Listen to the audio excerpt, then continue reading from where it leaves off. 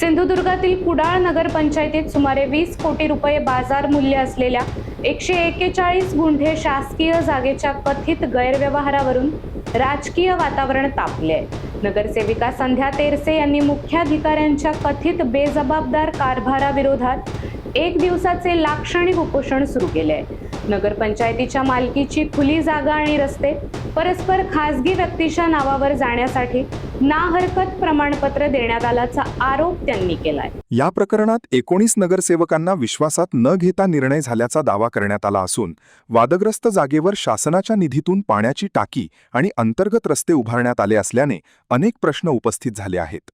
या आंदोलनाला विरोधी पक्षातील नगरसेवकांनीही पाठिंबा दिला आहे। संबंधित अधिकाऱ्यांवर कायदेशीर कारवाई करून आर्थिक नुकसानीची वसुली करावी, तसेच उच्च न्यायालयात तातडीने याचिका दाखल करावी अशी मागणी आंदोलकांनी केली आहे। 10 दिवसात निर्णय न झाल्यास बेमुदत उपोषणाचा इशाराही देण्यात आला आहे।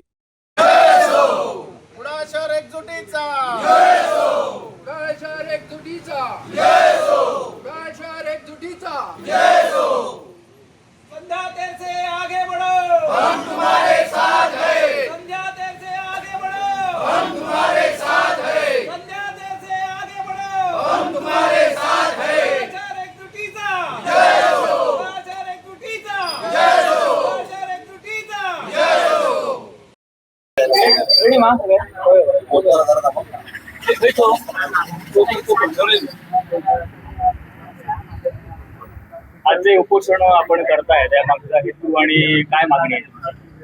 कुडाळ शहरामध्ये बिनशेती प्लॉटिंग किंवा बिनशेती जमीन केल्यानंतर प्लॉटिंग झालेलं आहे हिंदू कॉलनी या प्रभागात। एकूण त्या प्लॉटिंग मधली 141 गुंठे म्हणजे साधारणतः त्या प्लॉटिंग मधली नियमाप्रमाणे 10 गुंठे जमीन 10% जमीन ही वर्ग केली जाते। तत्सम जे काही शासन असेल तिथे नगरपंचायत असेल ग्रामपंचायत असेल त्यांच्याकडे वर्ग केली जाते आणि त्याच्यानंतर ते प्लॉटिंग कन्फर्म होतं। त्याचप्रमाणे हिंदू कॉलनीमध्ये 141 गुंठे जागा ही खुलं क्षेत्र रस्ते आणि खुलं क्षेत्र यासाठी केलेली होती आणि नगरपंचायत सरपंच कुडाळ असा दाखला 7/12/2004 मध्ये होता। या दाखल्यावर वारंवार त्या तिथे राहणारे आरेकर यांनी कुळसाठी आपली दावा दाखल केला होता। हा दावा इतके वर्ष म्हणजे आज 21 वर्ष चालू होता कोर्टामध्ये। विविध कोर्टामध्ये पहिल्या 2 कोर्टामध्ये आम्हाला त्याच्यामध्ये आमच्या बाजूने झाले, नंतर दुसऱ्या कोर्टांमध्ये असं वरच्या कोर्टामध्ये जात ती शेवटी आपल्या 2024 मध्ये आमच्या विरोधात गेली हायकोर्टमध्ये MRT मध्ये। ती 2024 मध्ये जर केसचा निकाल आमच्या विरोधात लागला असेल तर कुडाळ शहराच्या सर्व नगरसेवकांना जे की ह्या नगरपंचायतचे ट्रस्टी आहेत त्यांना सगळ्यांना हे माहीत होणं गरजेचं होतं, जे की आम्ही सगळेजण विशेषतः मी त्या गोष्टीचा नेहमी पाठपुरावा केलेला आहे। कारण ते माझ्या घराच्या अगदी समोर ती टाकी आहे। त्याच्यामुळे ही जर जागा त्या जागेमध्ये पाण्याची टाकी जी की कुडाळ नगरपंचायत तत्कालीन ग्रामपंचायतीने 1.5 कोटी महाराष्ट्र शासनाचा खर्च घालून केलेली आहे, बांधलेली आहे, अजूनही ती कुडाळ नगरपंचायतीकडे वर्ग झालेले नाही। मग हे सगळं असताना जर त्या जागेविषयी एखादा निकाल आपल्या विरोधात झाल्यानंतर त्याच्यात पुढचं अपील दाखल न करता त्या जागा ज्यांच्या नावे आता कोर्टाच्या माध्यमातून निकाल झालाय त्यांना नाहरकत देणं हे पूर्णपणे नियमबाह्य आहे आणि ते मुख्याधिकाऱ्याने केलं आणि ते केल्यामुळे ती जागा विक्रीला झाली। ती जागा विक्री जरी झाली असली तरी ती जागेमध्ये जी 1.5 कोटीची टाकी आहे ती नगरपंचायत मालकीची आहे आणि त्या टाकीचा उपयोग संपूर्ण कुडाळ शहराला होणार आहे आणि कुडाळ शहराचं हित बघणं यासाठी मुख्याधिकारी तिथे नेमलेला असतो आणि त्याने आपलं काम बेजबाबदारपणे केलेलं आहे। कामाला न्याय दिलेला नाही, कुडाळ शहराला न्याय दिलेला नाही आणि तो न्याय मिळावा आणि 141 गुंठेपैकी 37 गुंठे कूळ लागलेली असताना उर्वरित वरची जी 105 गुंठे जमीन आहे ती त्या जमिनीचे जेव्हा प्लॉटिंग ज्यांनी केलं त्या मूळ मालकाच्या नावे गेली, म्हणजे कुडाळ नगरपंचायत मालकीची 141 गुंठे ही संपूर्ण जमीन आज आमच्या ताब्यात नाही। मग हा जो काही घोळ सगळा झालेला आहे तो नगरपंचायतीच्या प्रशासनामुळे आणि मुख्यतः मुख्याधिकारी यांच्यामुळे झालेला आहे। तर या बाबतीत त्यांच्यावर कायदेशीर कारवाई करावी यासाठी आम्ही सर्वजण विशेषतः मी इथे उपोषण करते आणि सर्व जर कुडाळ शहरातले माझ्या सपोर्टला उभे आहेत। कारण एखाद्याने नुसतं एखादा प्रश्न उठवावा आणि त्याला सपोर्ट करावा अशी तर कुडाळची जनता नाही. कारण आपल्या शहराचं नुकसान होतं हे इथे दिसत असल्यामुळे सगळ्यांना ह्याबाबतची माहिती देण्याकरता हे उपोषण केलंय आणि जिल्हाधिकारी मॅडमना आम्ही ह्या मुख्याधिकाऱ्यांवर कारवाई करण्याची मागणी आणि तसं आश्वासन त्यांच्याकडनं आम्ही मागितलंय आणि ह्या केसचं पुन्हा एकदा रिट पिटिशन दाखल करून ही केस पुन्हा एकदा उभी राहावी याची आम्ही त्यांना विनंती केली आहे. आम्ही नगरसेवक म्हणून बऱ्याचदा आमच्या मीटिंग मध्ये मांडतो की आपले जे काही कुडाळ शहरामध्ये ओपन स्पेस आहेत, आता कुडाळ शहर वाढतं शहर आहे, अनेक ठिकाणी प्लॉटिंग झालेलं आहे, त्याच्यामधले मोकळ्या जागा आहेत त्या आपल्या ताब्यात घेऊन तिथे आपण नगरपंचायतचा बोर्ड लावावा. आता त्यातल्या त्यात जवळची गोष्ट म्हणजे हिंदू कॉलनीच्या शेजारीच जिथे आता नवीन प्लॉटिंग झालेलं आहे त्या प्लॉटिंग मध्ये पण एक ओपन स्पेस आहे. मी त्यांना विनंती केली की ही ओपन स्पेस आपण ताब्यात घ्या, नकाशा वगैरे सगळं आहे, पण नगरपंचायत सगळे नियम वेळोवेळी धाब्यावर बसवते आणि त्यांनी तेव्हा सांगितलं की हे तिथे मालक जे आहेत ते आता नाही आहे तिकडे म्हणून मग आपली ते होणार नाही. मग आम्ही त्यांना सांगतो की ते कोणाकडे तरी कुलमुखत्यार दिलं असेल ते बघा. ह्या सगळ्या गोष्टी सर्वसामान्य नगरसेवक किंवा सामान्य माणूस करतो, जे की सगळं काम नगरपंचायतीच्या प्रशासनाने करणं अपेक्षित आहे ते केलं जात नाही. नगरपंचायत प्रशासन नेमकं आताच आमचे माजी नगराध्यक्ष त्यांनी सांगितलं की विकास कामात पण सगळा मुख्याधिकारी घोळ करतात. मग नेमकं मुख्याधिकारी इथे बसून करतात काय? प्रशासकीय अधिकाऱ्यांनी भेट दिलेली नाही. प्रशासकीय कुडाळ नगरपंचायतच्या मुख्याधिकाऱ्यांकडनं तर माझ्या काहीच अपेक्षा नाहीत. पहिली गोष्ट, कारण जेव्हा मी सन्माननीय जिल्हाधिकारी मॅडमना हे पत्र दिलं तेव्हा त्यांच्याकडे मागणीच ही केली आहे की या मुख्याधिकाऱ्यांवर कारवाई व्हावी, कारण त्यांनी पूर्णपणे चुकीच्या पद्धतीने हे केलेलं आहे आणि त्यांच्यावर कारवाई करण्याची मागणी असेल तर त्यांच्या भेटीची मला अपेक्षा पण नाहीये. त्याच्यामुळे जे काही होईल ते आम्ही त्याची वाट बघतोय. शासन कुठल्या स्तरावर आम्हाला इथे मदत करतंय.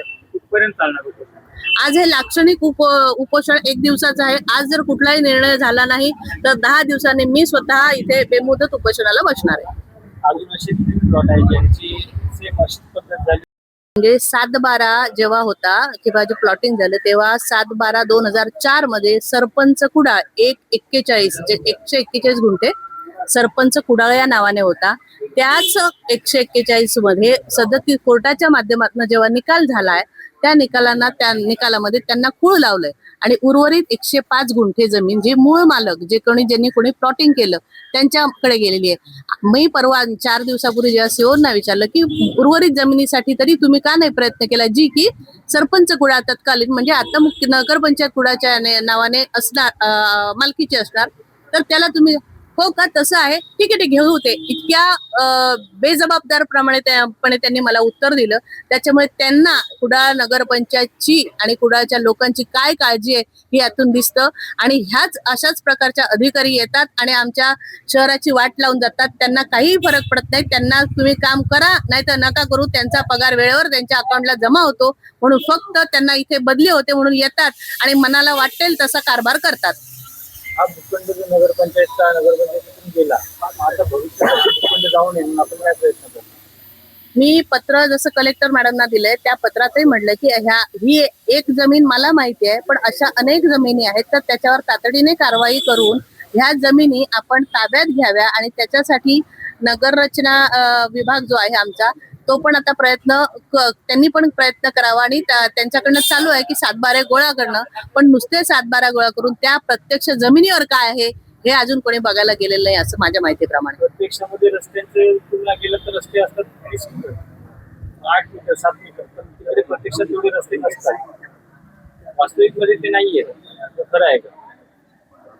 बऱ्याच अंशी काही ठिकाणी आहे. आता जर आमचा तुम्ही डीपी प्लॅन जरी बघितला त्याच्यामध्ये पण खूप चुका आहेत. सर्वसामान्य नागरिकाच्या म्हणजे शहरीकरण झाल्यानंतर त्या नागरिकांना सोयी सुविधा चांगल्या प्रकारे प्राप्त व्हाव्यात म्हणून डेव्हलपमेंट प्लॅन किंवा विकास आराखडा तयार करतं शासन. पण आमचा विकास आराखडा तयार झाल्यानंतर त्यातून नागरिकांना त्रासच जास्त होतोय हे पण दिसतंय. त्याच्यामुळे नेमकं आम्ही जेव्हा आज 17 किंवा 17+2 स्वीकृत असे 19 नगरसेवक आहोत, त्यांना जे जनतेने इथे आपल्या स्वतःच्या जनतेच्या सेवेसाठी ते इथे आलेत, जनतेचे प्रतिनिधी म्हणून इथे आलेत, तर त्यांना विचारात न घेता परस्पर कारभार हा नगरपंचायत प्रशासन आणि मुख्यतः मुख्याधिकारी करतात.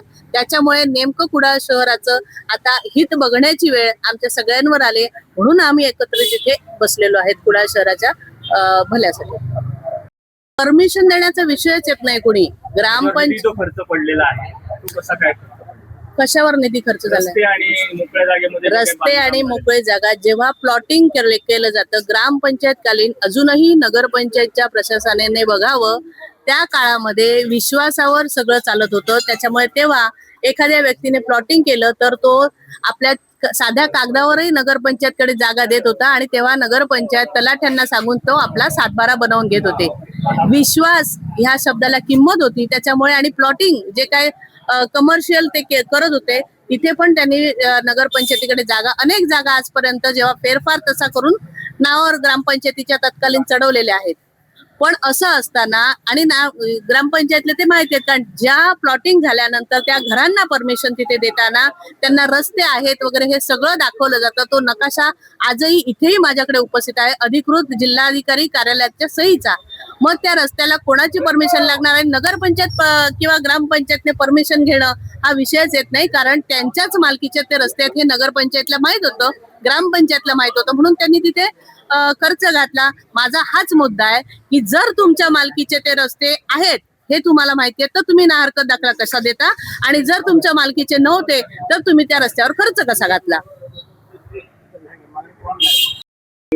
आपल्याकडे मुख्य अधिकारी नाहीये, कायमस्वरूपी मुख्य अधिकारी मिळण्यासाठी तुम्ही पालकमंत्री वगैरे यांच्याकडे का प्रयत्न करता? नाही, आम्ही प्रयत्न केले ते होईलही, पण या केसमध्ये उलट माझं तर म्हणणं आहे नुसती बदली अपेक्षित नाही, कारण ह्यांना सवय झालेली असतात चुका करायच्या, बदली घ्यायची, दुसरीकडे जायचं आणि परत तिथे नवीन काम सुरू करायचं. या केसमध्ये माझी तरी एवढीच मागणी मान्य जिल्हाधिकाऱ्यांकडे आणि आमच्या वरिष्ठांकडे राहील की त्याला नुसतं बदली करून न सोडता कायदेशीर कारवाई आणि ह्या सगळ्या बाबतीत जो काही आर्थिक नुकसान झालंय त्याची वसुली या व्यक्तीकडनं लावावी, तरच आम्ही मागे हटणार आहे.